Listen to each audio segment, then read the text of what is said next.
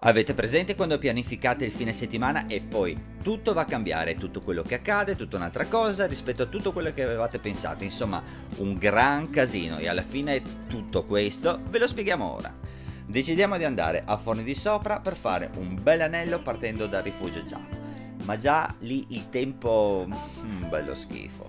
Quindi si va avanti con quella ma dai che poi si apre, paf, ecco. Ci ritroviamo perciò al rifugio bloccati per circa 2 ore a bere tè caldo e tortini di mele, buonissimi ma non esattamente quello che volevamo fare.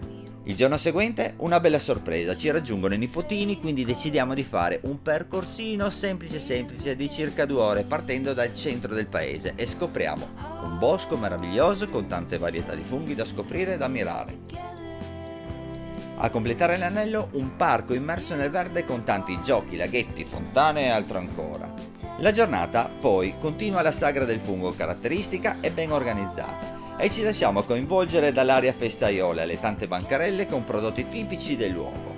Andiamo ad ammirare le sculture in legno e per finire funghi, salsiccia e birra. Noi vi lasciamo comunque con la mappa del giro che abbiamo fatto perché riteniamo che sia un'ottima idea come gita da fare con tutta la famiglia. Perché iscrivervi al nostro canale? Perché siamo esattamente i tipici escursionisti medi, quelli che fanno un po' di tutto, che amano la propria regione e vi danno spunti interessanti per organizzare le vostre uscite. Siamo Cristina, Gianluca e Marta, vi aspettiamo per i prossimi video, zaino in spalla e alla prossima!